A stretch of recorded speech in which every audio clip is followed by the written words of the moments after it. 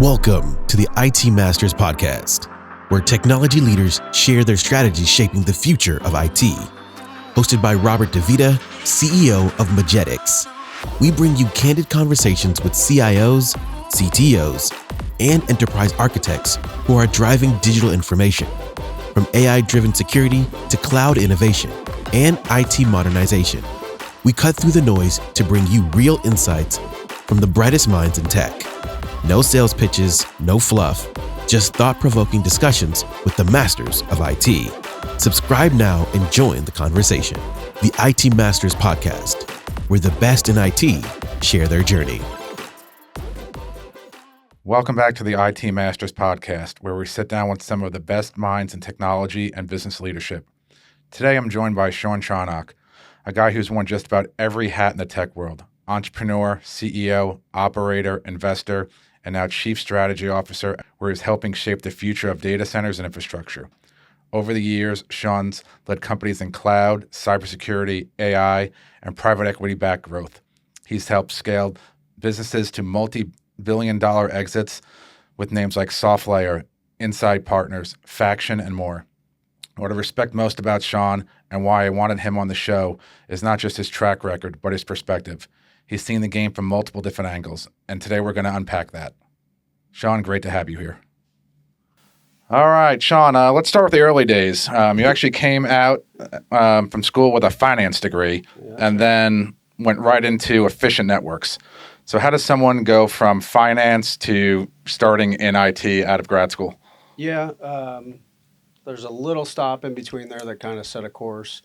I'm from Florida originally, and so I was going to school, finishing up my degree, finance and banking and real estate and all that stuff.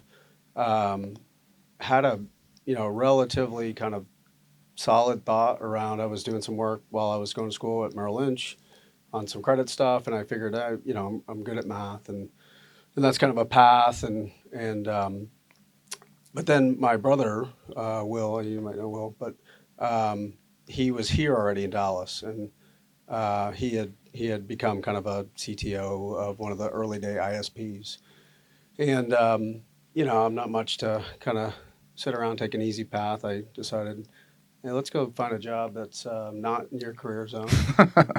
You don't really have any experience at it, and makes you move and probably pays a ton less than what you were being offered coming out of school. So I actually went to work for those guys, and it was, you were mentioning Peter Hopper earlier. It was the early days of those ISP roll-ups. If you remember, kind of early 2000s, Vario was picking up everybody and a bunch of these other guys. And the job I took was kind of a BD job. I was really quite poor at it, to be honest with you. But I learned a little bit about just kind of the inner workings of what was going on with the internet. Obviously, Will's very technical, so I was able to kind of shadow him on just kind of learning, by, kind of drinking from the fire hose.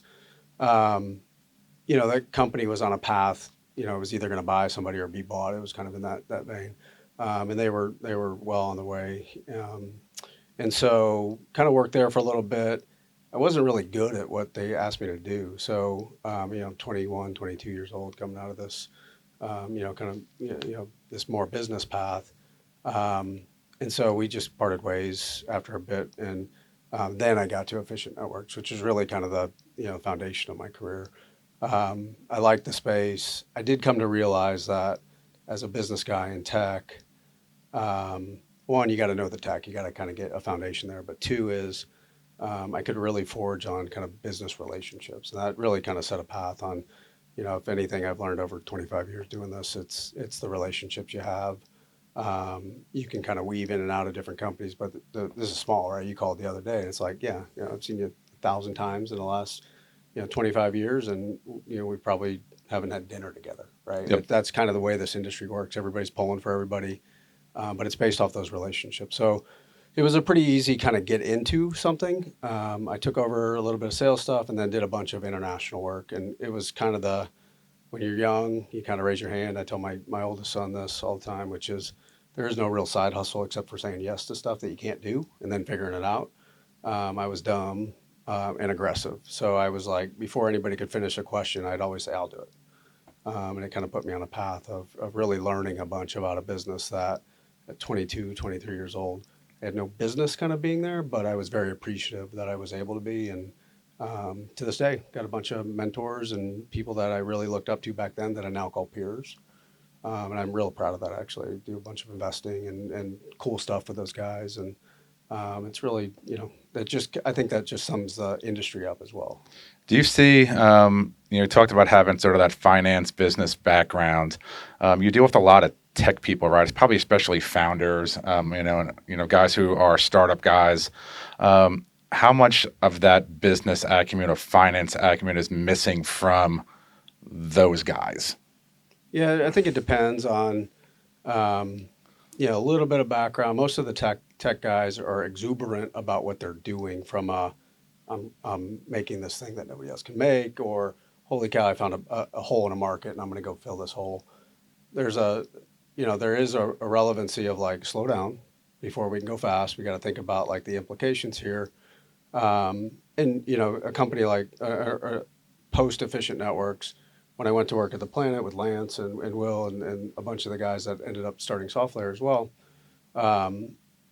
people don't realize this, but we were growing so fast that it was actually punitive to the business.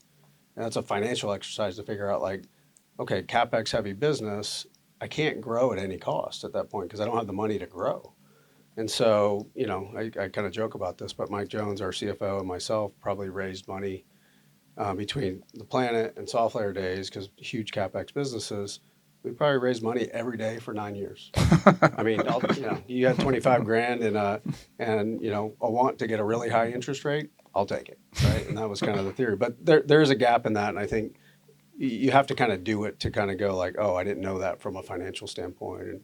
And so a lot of the stuff I do now from a technical, either board perspective or advisory perspective, a lot of it's about just thinking through the financial implications of decisions and kind of P&L management, budget management, because it can kill you early on, especially if you have a great idea, but you're just going, right? Yep. And so there is a gap there for sure. Yep. So you've had your hands in cloud, cybersecurity, customer experience, AI. When you look back at all of those spaces, what has drawn you to these types of companies? Hard problems. You probably laugh at this. I've been in Dallas since 2000, but I've never really had a Dallas job, right? I have a ton of buddies here through our networks that where our kids go to school and also who are the local guy that does X or Y or Z. Everyone knows them. And it's like you're the lawyer, you're the accountant, like this is the guy you go to. That's right. You're the HVAC guy. You're the you're the roofer. You're the those are the guys playing golf on Friday, and those are guys that have real nice lives and everything. I haven't had that. I've been hustling to at really trying to cure or kind of work through really hard problems. And it's just a different path. But it is funny that I don't have a Dallas like business organization that makes a lot of sense for me because of that, right? And so we've been around the world. I've lived, back and forth from Asia Pac for 3 or 4 years. I ran a company in Denver for 6 years while living here.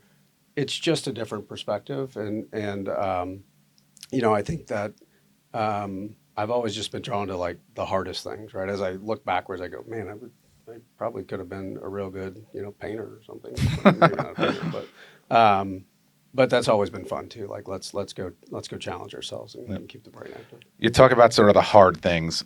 What's the one you wish you would have done differently? We did some some stuff at Faction that was probably early for the market, and then COVID hit. That was a bit of a challenge. But if I think about interesting things, I think about the digital infrastructure stuff, data center stuff that kind of bounds everything. But when you think about like what you're putting it on, when I went and ran a cybersecurity company, it's super interesting. As a guy not from that industry, didn't have like the 3-letter acronym in my purview. I employed a lot of ex-gov, ex-mil guys. There's a mission and really kind of you kind of feel like a superhero a little bit. Sounds cliche-ish. It's not meant to be. That was really cool. But when we got to the Faction, one of the things I'm really a data guy at heart. Bridging data into and out of cloud properties we were early for it. We had some success in it. COVID didn't help us. VMware had some interesting relationship aspects of that. Dell was an investor in us there.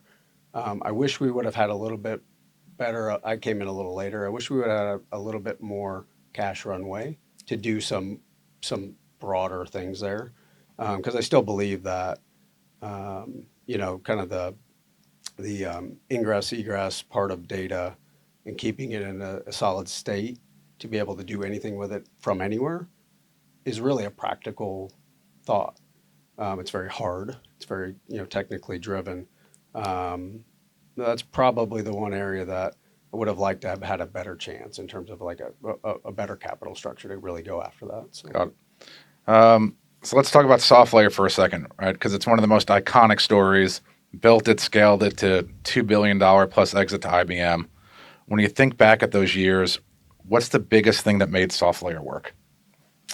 Common goal from the people doing it. I think there's a whole backstory there of like how we kind of started SoftLayer. Cinco de SoftLayer, May 5th. That's right. 05. We ironically, we just had our 20-year kind of anniversary or whatever. We looked at each other and said we did this 20 years ago. Reunion. Reunion. But yeah, I think we started that company with a mission in between the folks that started it, and we all had a lane. There was no overlap. There was never a drive towards like Politico, who's going to run this, who's going to do that.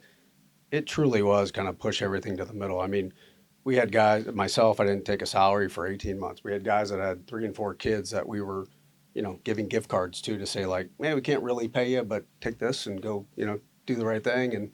And you just bartered with each other, and it just created a camaraderie of like, we're not going to fail. We didn't have shit going for us.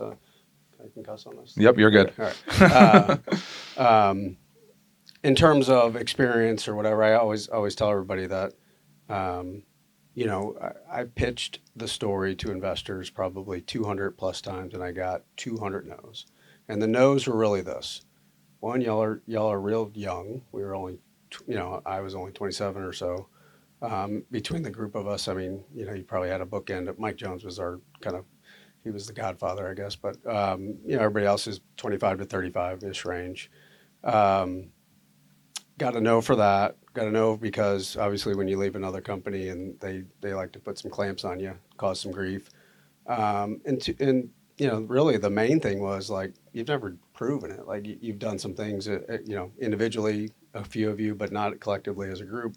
So go make something, and then we'll come back and give you money. It's the old adage: we'll give you money when you don't need it, right? But that actually fueled us to be very, very thoughtful into how to spend money, how to raise money. Like I said, we raised money forever. But when we got later on, you kind of look back and went like, it worked because everybody just wanted to go that way, and there was no kind of I need to do what you're doing. I don't like what you're doing. There was so like it was just an environment of like we're gonna GSD our way to the finish line, and hard to replicate. Seen some businesses that I wish had that too, but it wasn't easy, but it was fun. Yeah, the culture there is something for the ages, right? I don't know that they make people anymore who work that hard. We had a guest in here before, and he was head of infrastructure for hotels.com. Mm-hmm. And that place was literally put together with duct tape and string, right? But I remember like when they were my customer at AT&T, I'd be in their office at 4 o'clock in the morning, and these guys are still grinding at it, right? They've got 12 empty Monster cans at their desk. Like these guys were hardcore people. And I feel the same way about, the folks that I met at SoftLayer, right? They didn't care what time it was. They had to get shit done, and that's what they did.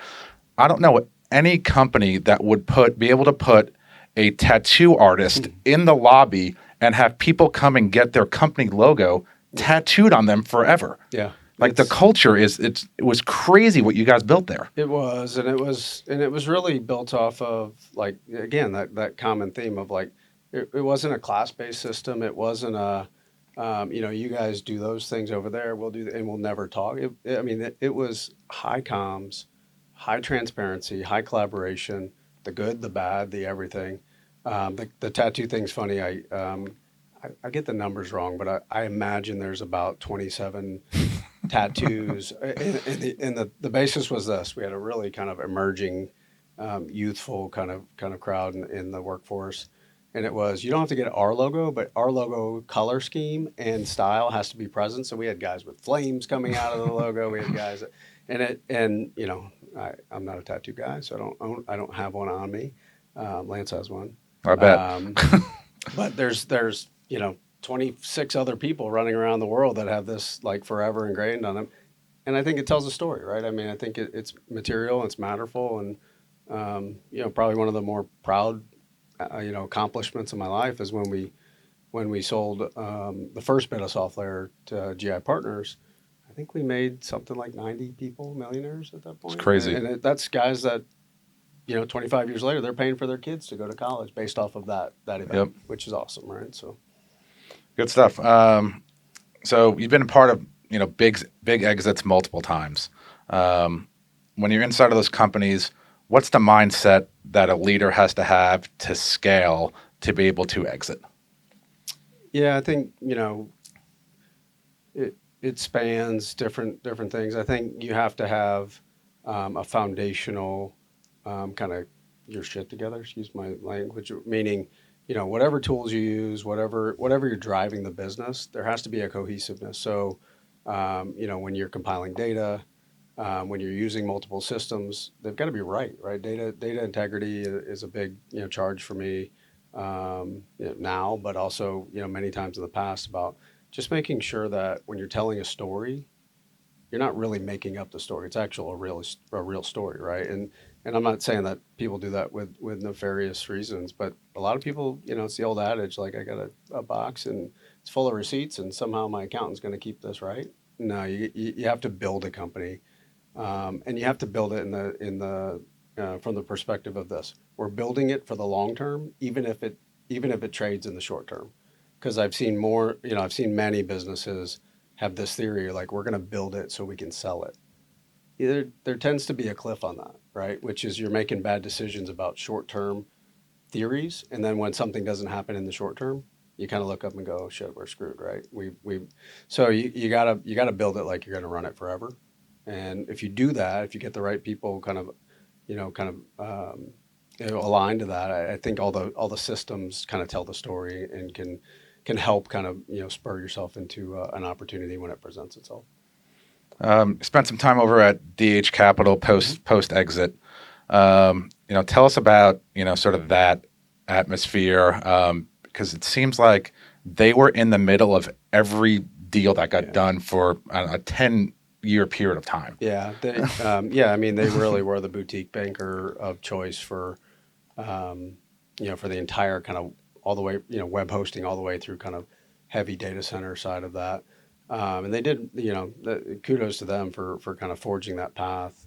That was fun for me because two things. One is from an operator's perspective to go see the other side of the business was important for me. Peter, was really good to us from a banker's perspective while we were at Software, and then the opportunity to join that team with Dean and Joe and all the other guys there. Really allowed me to kind of see kind of the inner workings of the banking side, which was great, just given my roots and kind of education around the finance side. Got to do some cool things there.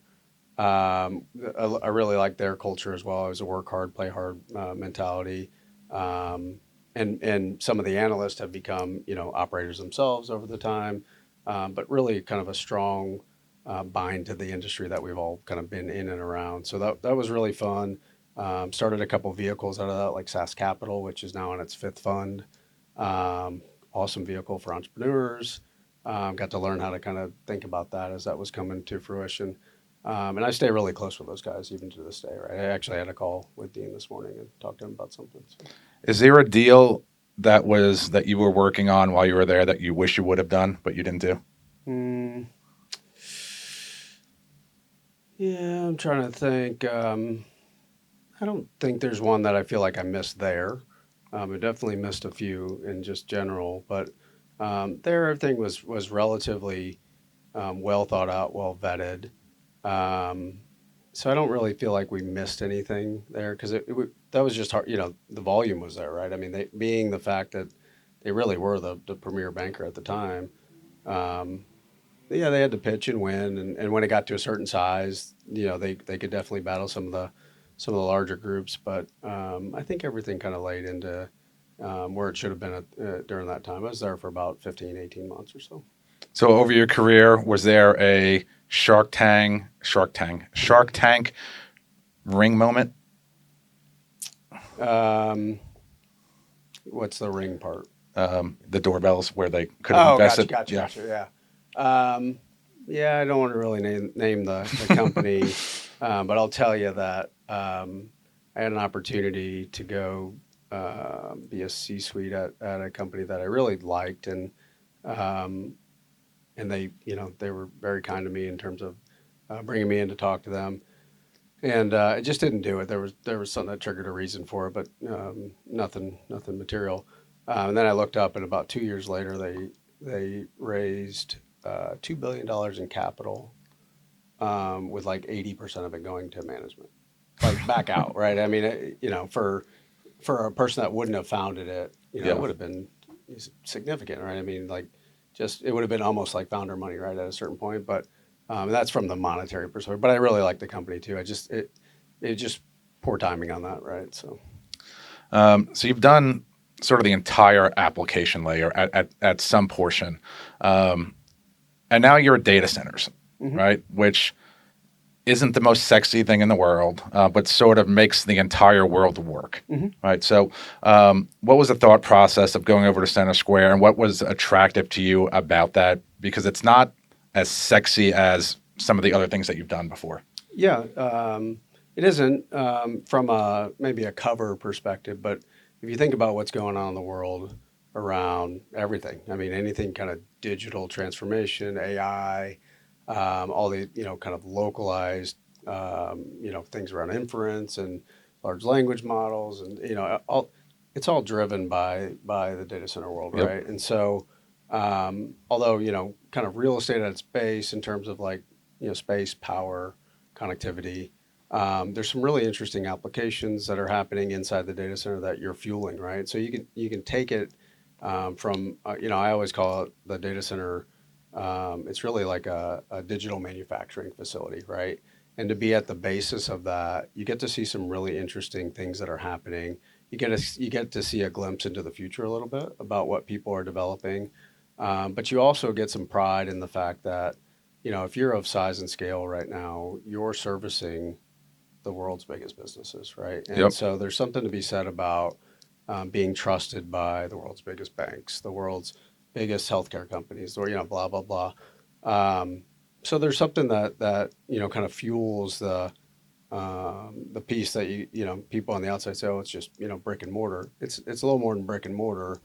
And when my kids are asking me, what do you do, right? It's like, well, when you go to the internet and you type www whatever, I mean, think about you're kind of at the base layer of that, and that's pretty cool for especially what we've seen over the last 25 years to still be driving to that. I did a kind of a chat with Phil over at Nomad here recently, and they were asking like would you tell kids that this is still a thriving industry to get into? And I'm thinking it as mature as we think it is, it's still got so much runway here in Yep. terms of the growth that's in front of us that's pretty exciting.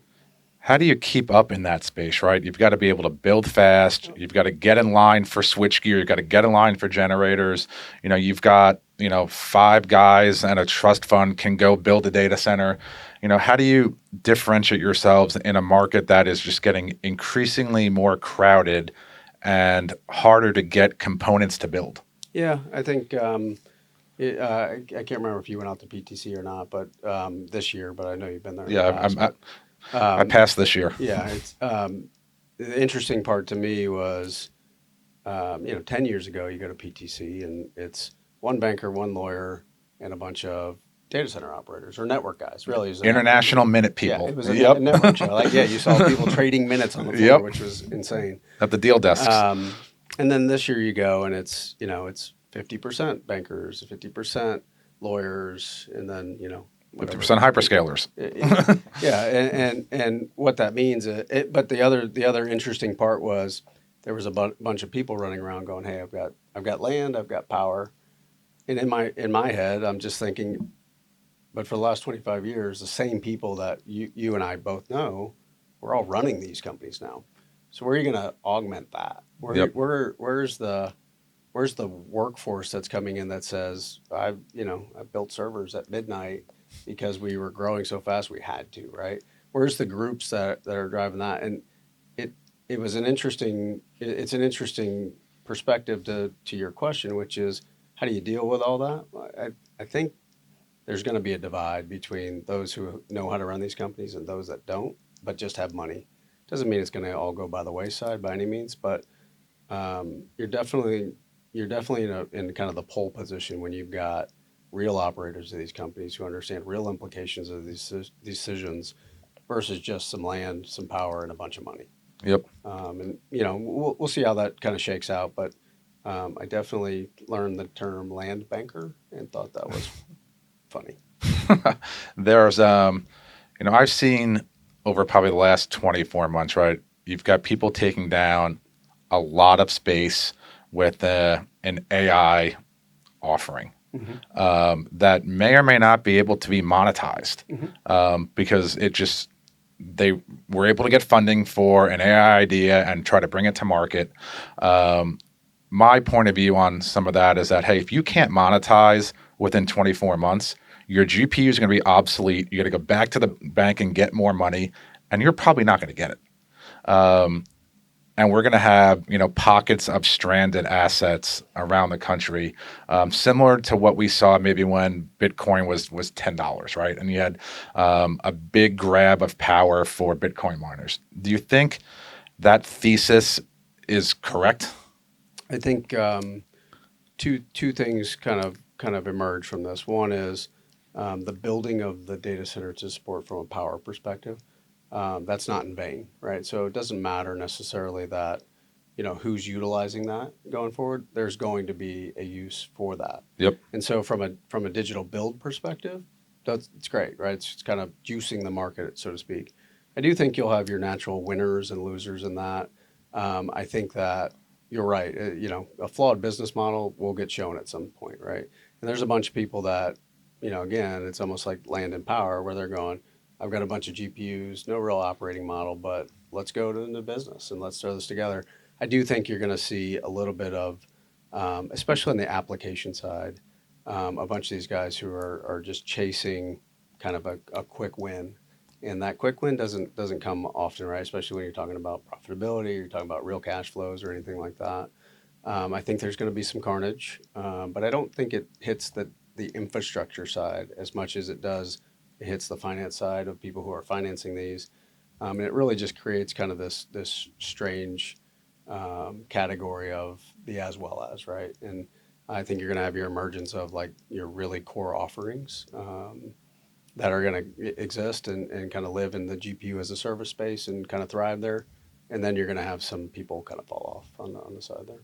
What have you seen from a valuation perspective on, some of these big box data centers, right? You're talking, 200 megawatts or 100 megawatts going to a single customer, right? Because back in the day, if you didn't have customer diversity, it was just worth less, right? Yep. Are you seeing that change now because people like Meta and Amazon and Microsoft are taking down those footprints? From a valuation perspective, does it stay firm because of who's taking it as opposed to, hey, I need 3 or 4 of them inside a campus or a building? Yeah, I think especially for the big box builders that cater to a single or very small amount of customers. I think it's about credit, right? And at the end of the day, if you've got a 40-year lease with a Meta or a Microsoft or an Oracle or whoever it might be, it's a lot different than saying, hey, I've got a 15-year lease with a GPU as a service company that has a 5-year business plan, right? And so the balance of that is just, really how I think you're seeing valuations kind of match that in terms of credit grade, customers that are, singular or dominant in a site that you're building these 100 megawatts, 200 megawatts of, gig, I've heard in some places. That can support that, and I think people get comfort with that from a valuation perspective. I think when you start degrading against some of the credit, I think that becomes a little challenging on the valuation side. So, different perspective. Like, I've never built a data center for a single customer. That would be a little bit weird, and for me, Yep. but very close relationships with folks that do, and I think they focus on really that grade A credit type customer that can underwrite that and get a lot of comfort in that. So You brought up Oracle, and I'm still trying to figure out the amount of consumption and power that these guys are taking up, not only in the U.S. and globally, right? When I look at, what I consider a hyperscaler, right? Mm-hmm. I measure, and might be my own wrong measurement, right? Of how many ports or how many direct connects customers are taking to there, right? So if I look at, like a megaport, right? Mm-hmm. And if you look at megaport, let's assume that, hey, 70% of these ports go to AWS, and 25 of them go to Azure, and then the other 5% is probably Google, Oracle, Alibaba, probably somebody else. That's how I measure utilization or adoption from a hyperscale perspective. Mm-hmm. When I look at that 5%, I don't understand how Oracle can be taking down all of this space and power and not having the outside world connect to it. Yeah. Does that make sense? It does. They've got an embedded business for their own Yep. use case too, right? Which is materially a large portion of it. I don't know the inner workings of Oracle well enough to kind of speak about their business model, but they are taking down a ton of space and power from all kinds of providers. But I think running OCI for them is their natural attraction to that end user customer. Yep. And so it becomes kind of an engine to themselves and then a partnership to the others, right? And so the on-ramps into some of the other third-party hyperscalers and network providers, I think they kind of fill a bucket, right? And that bucket is we're going to go, kind of connect to that end user base with OCI and kind of put our stake in the ground as the premier cloud provider for that application. And then they look at interesting partnerships across the board. The dynamics of those partnerships are always strange to me, which is, they like each other or they're not like each other, right? And it's always weird to me, like you read these big titles on these news articles. It's like Oracle and Amazon team up for this, and you just kind of go like, interesting, and not how I would have thought it, but somebody smart there is figuring this out. But it is interesting that it'll be interesting in like 5 years to see how these partnerships either really solidify or they were all tricking each other and they're going to kind of spur out and go, we're never partnering with anybody again, right? So the folks that we do see going over to Oracle are people that have competing business models in some fashion with AWS and Azure, and like, hey, I want my infrastructure to run on something else, right? Yeah. That's a differentiation point for me inside of the market. So. Yeah. And we talked about earlier, one of the things you said, like, what do you wish you would have done better? If you just think about that concept, the idea of like not having your data locked into any of these single clouds, but giving you access to all of them was really a concept that even today I think resonates as it relates to you really want, control your own destiny. And so what you're saying, I think you hit it, is I got to go where I feel good, comfortable, where I don't feel like I'm competing necessarily internally. And people are having to make independent, isolated choices because there's really no data abstraction, right, on that. There's tools that that are starting to get there that are good, but that is definitely a criteria for why people are picking singular clouds, right? Yeah, I was at an advisory board meeting a couple of weeks ago, and it's a service provider, and their entire architecture is built on Google, and they had a hiccup in May, Mm-hmm.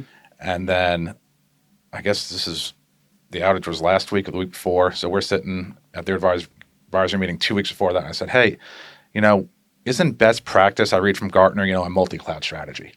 And said, well, we're in a single region right now, but we're going to go to multi-region in the next couple of months. We're re-architecting things. And I was like, well, what happens if there's a multi-region outage? Well, the odds of that are very slim. Yeah.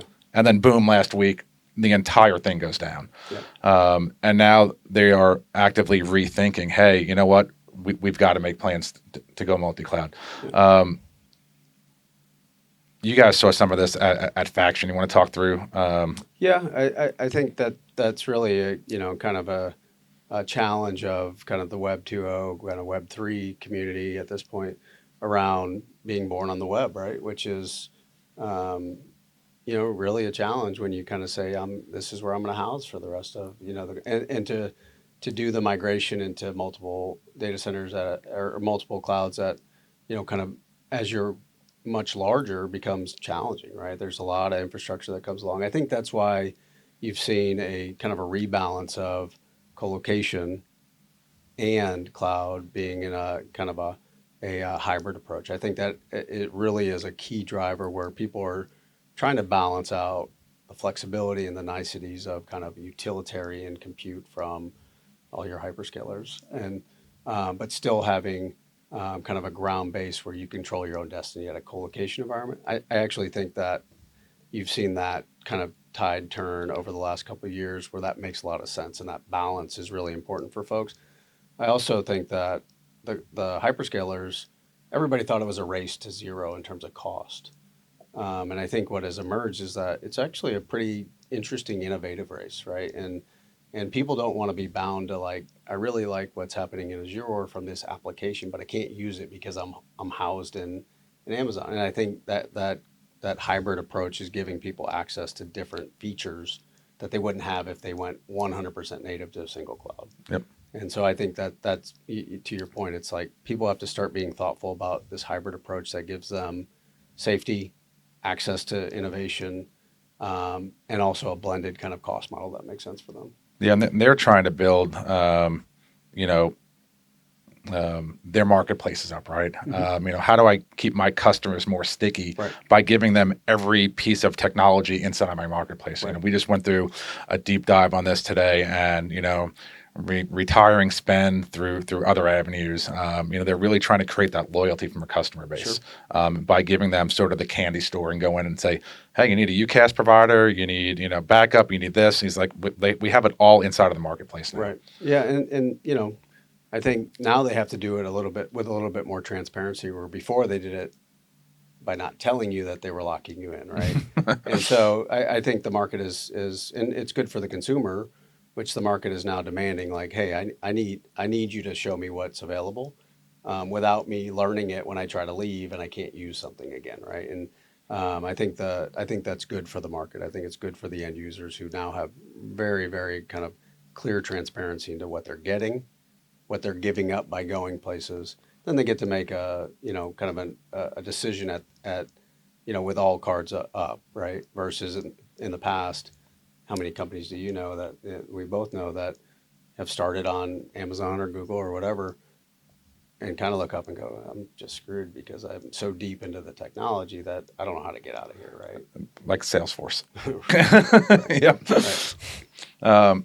So you've led across many stages, right? What's the one leadership skill that you think doesn't get talked about enough but makes a huge difference? I think that's a good question.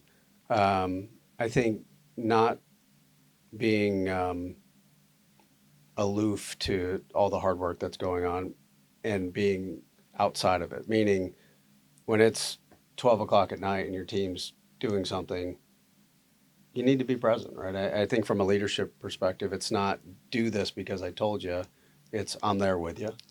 And that doesn't matter the size of the company. That's just an affirmation that it matters. You give a shit like they give a shit. The importance of why you're there. I think also really driving in the factor of like it's not a pride thing, but it's really like what's your reason for being here perspective, right? I had this conversation with somebody the other day, which was, if you don't know why you're here or you're not excited about being here, let's talk about it. And if we still can't get there, it's okay. You can be a great employee. You can be really smart. But if you have no like tangible reason that you say like I come to work every day because I'm really excited about what I do, I think that's a problem, right? I think it's not good for the employer. I don't think it's good for the employee. And at the end of the day, if you shook someone's hand and said, I'm happy to help you somewhere else, but go find something that's a little more fulfilling. That's important, right? And I think people respect that too. And I've had a bunch of people that, later on, you know, have come back to me and said, like, I really appreciate that we had candid discussions, right? Um, and hopefully, you figure this out as you get older, and um, life's short, right? You want to go somewhere where you feel like you're making a difference, and you can tell when people don't feel like they're making a Yep. difference. And again, it can be really good employees that just it's not meant for them, wherever that is, right? So We do some work out at TCU, and they've got a great sales program out there. Yep. They do great work with their students out there. And I'm sitting there and talking to them, and hey, why do you want to get into sales? It's like, oh, I like to talk to people. You can go work in a call center to do that, right? Or you can, do 1,000 other things. And I was trying to, get the point across that, like, hey, you've got to want to win. You've got to want to help customers. You've got to want to make money, right? Those are the things that are going to drive you to go through the 99 rejections to get to the one yes, right? That one yes has to make up for the 99 no's. And just wanting to talk to people isn't going to get you there. You're going to hate your job in sort of 2 weeks. So that sort of plays on the same premise that you were just chatting about. Yep. Okay, building companies, selling companies, all that comes with pressure and personal cost. What's helped you stay focused through those? Good support system at home. I mean, cards up is a thing, right? I mean, you gotta really be a good communicator on kind of what's happening, the reason you're doing that stuff. You talk about at a cost. One of the challenges, like I said, I'm not a Dallas business guy. I'm kind of a global business guy. That's come at a lot of 3 million miles in the on the back and on the body, and missing things at home and all this other stuff. But I think if you can shape it to really kind of make it meaningful for the why part, I always tell my I talk to my wife about stuff about.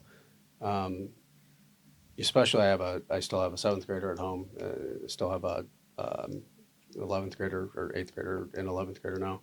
Um, I want them to see me work hard too, right? And Yep. so there's a value to that, which is, I'm sure that it'd be nice to not do anything at all. I don't know. I don't know if I could ever really do that, but I do want my kids to see me work hard, and that's the other side of the equation, which is, yeah, we've had to, kind of manage through missing some things or being really, kind of bound to the work thing, as a primary kind of thing you have to get done. But it does come in balance of, like, my kids have seen really cool things happen, not just from an exit or monetarily, but from a hard work perspective, from a pride in what we're doing, perspective, building things, right? And I think that's important, and that's it's good that's how I've kind of made it through in terms of, like, the balance of that. So Yeah. For any leaders that are out there listening, whether it's a CEO or CIO, what's the one big shift they should be paying attention to right now, whether it's in tech or in business? data, if you let your data get away from you, or if you're not utilizing it to your advantage, other people will be. And I think that it's easy to say, like, oh, the system's got this covered, or we'll catch up to that, or we'll fix that later. It is a responsibility for anybody who wants to be successful to understand the data that they have present. It used to be a compliance and kind of a checkbox thing. That's why it was on tape. Correct. If you didn't want to, you didn't go retrieve it unless you had to. That's right. That's right. But now, if you're not turning that data into really applicable things to go do, I mean, there's so much application that comes out of the day. You can trend about what your customers are doing. You can trend about what your customers aren't doing, which could be tells on, like, they're getting ready to leave, or but putting these things into kind of an offensive mentality versus just a collective mentality, is something that I think the world has really shifted to, and you're starting to see this with. I mean, there are AI applications. You can throw a whole bunch of data in, and it can tell you stuff that you could never imagine being able to be told from this. If you don't have a solid control of that data, your business is going to get away from you, and your competitors are going to come at you because they're going to know how to weaponize theirs and materially take advantage of you, right? And I think that's super important going forward. Yeah, we're working with a regional news channel, and they've got 30 years of tape, VHS, beta, high 8, and they're like, "Hey, we need to digitize this. We need to run it through, some AI, put metadata on it." I'm like, "You guys know what this is going to cost?" They're like, "Yeah, but the revenue that's in that historical video for us," and we're like, "You sure?" And they're like, "Yep, we need to do this." So now we've got to go send people to sit in a basement someplace and digitize tapes. Yeah, it's like your parents giving you the photographs, going, "Can you make these turn from photographs to the web?" Or, sure, we got this covered, right? Yeah, I do think that's a new wave of like that is becoming just more and more apparent, even in industries or companies that have no business really understanding that. It's now like front and center. Like, how do we deal with this stuff, right? And that's a great example, the news industry, right? Just like how much things have been lost Yep. because of the lack of organization or lack of kind of digitizing that over the years. And pretty interesting times for groups like that. Yeah. Sure. I mean, you look at, a company that's made sort of that dynamic shift from what we were just talking about, Iron Mountain, right? Yeah. They were the tape people. I mean, they built a cave in Pennsylvania to store tape safely, and then have sort of made that pivot to becoming a good sized player inside of the data center space. Yep. And they've had to, right? I mean, their business model was challenged early, right? I mean, even when they were picking up paper and shredding paper too, right? But kudos on them, which is realizing that it's kind of the opposite of like a Polaroid or somebody like that, right? Which didn't really kind of make that Kodak, leap, Kodak or whatever. I think they recognized it not pretty early, but early enough to kind of make that pivot. And I think it's happening all over the place right now. So, for any founders or young leaders listening who want to eventually sit in your chair, what advice would you give them? Surround yourself with smart people. Don't think you can do it all. When you get to the top, bring people with you. I think it's important that, a mentor of mine who's no longer with us, told me a long time ago, the loneliest place in the world is getting to the top, because when you look to your left and you look to your right, there's nobody there with you. And a bunch of these companies that we do some advisory work for, just try to be good, kind of give backers, right? You always tell them, like, being a founder doesn't mean that you're the smartest guy in the room and everybody just does what you say. And if it does, you're flawed. You've got to have people that you respect. You've got to have people that you feel bring you up as well. And if you don't, and you are the smartest person in the room, that will carry you to a point, but it will limit you as well. And so, the concept of just making sure that you don't have yes men around you. You got people that always challenge you. They hold you accountable, but vice versa, you hold them accountable too, in a way that you go like, we did this together versus I did this alone. There'd be very few people, I think, that have made it and would tell you that it was because of me, right? And in terms of them, like independently, most people are going to say, like, I did really have a support system and a nucleus around me that wasn't just saying yes, sir, or because you're so smart, I'll do whatever you want. There's a relevancy of like that can last for a minute.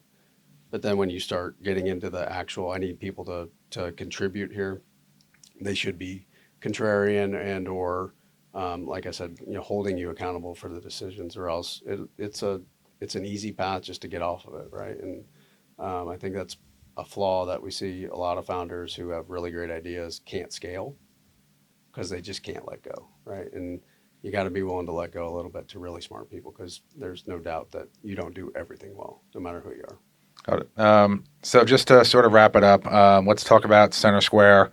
You're the chief strategy officer. What kind of stuff are you working on that you're able to share? Yeah, I mean, I kind of don't talk about it a ton on the outside world, but Spencer, who runs the company, I've known him for a long time. He actually used to own the Infomart. Yep. He was my landlord also. Yeah, exactly. And kind of Dallas staple, the Infomart, right?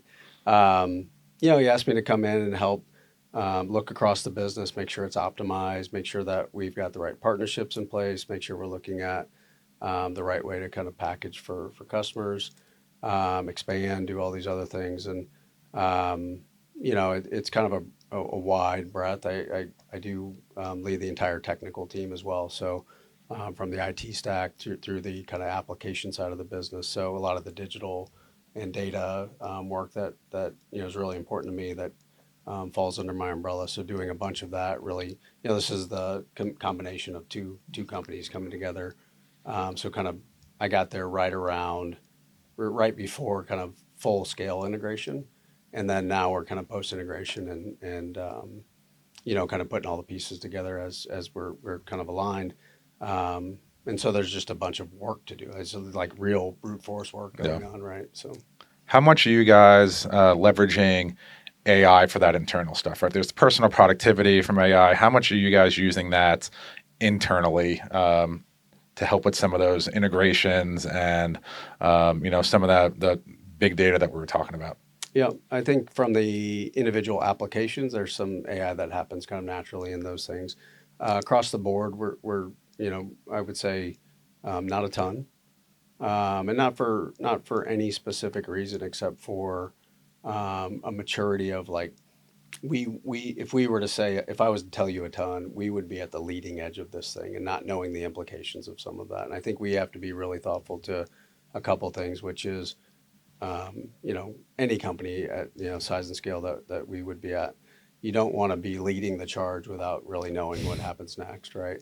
And so we're really thoughtful about the tools we use. We're thoughtful about the emergence of AI in the applications themselves, and we're dipping our toes in the waters of how to manage through that. But we're still in the process of policy work around like how what can you use on a public AI platform versus what can you use on a private internal platform. And it's a little bit of uncharted waters, and I think we're all trying to be good stewards of our customer base, the data that we have, and not really kind of run towards it just yet. I mean, like I said, we're walking briskly, but definitely not saying, "Hey, look at us, we're the most AI-driven company in the world," because that wouldn't be prudent for us at this point. Are you getting enough AI from your vendors and your applications to sort of leverage some of that as a first step? I think it's starting to show up, right?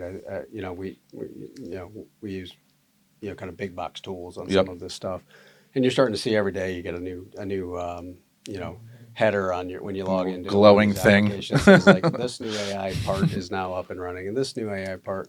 I think there's a balance there. I do appreciate that from a data integrity perspective inside the applications themselves. You can get a lot of work that's contributed to by AI to make sure that things are happening in the correct kind of workflow or dynamic of that, and that's critical, and just making sure that's optimized. I think there's for the big box applications guys, they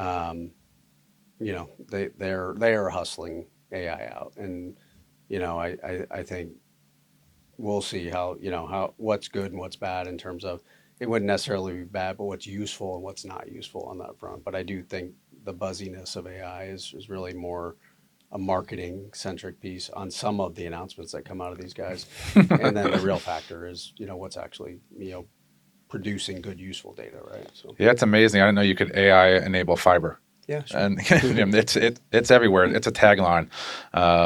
But yeah, a lot of that work is really digging into what the offer is and how are they actually using AI, or is it Thanks just for tuning AI in to the enabled? IT Masters Right, podcast, right. I mean, where technology's provisioning top is leaders a good share their application winning for it, right? strategies. 'Cause you're Subscribe really just now connecting and a stay bunch of ahead in the points that ever-evolving that world of that side, IT.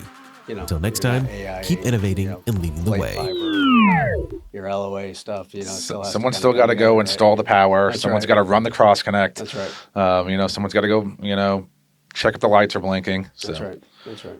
Well, good stuff, Sean. I appreciate you being here. Thank you very much. We really enjoyed our time here. So thank you. Great. And I assume this means we get to go play Augusta? Yes. Okay. Just making sure. Yeah, we'll find somebody. I do this and I get to go Yeah, play we'll Augusta. definitely find somebody. Right, cool. You might have a better network than me for that, but I'll be sure to go with you. That's fun. Good stuff, man. Thank you. Thanks for having me.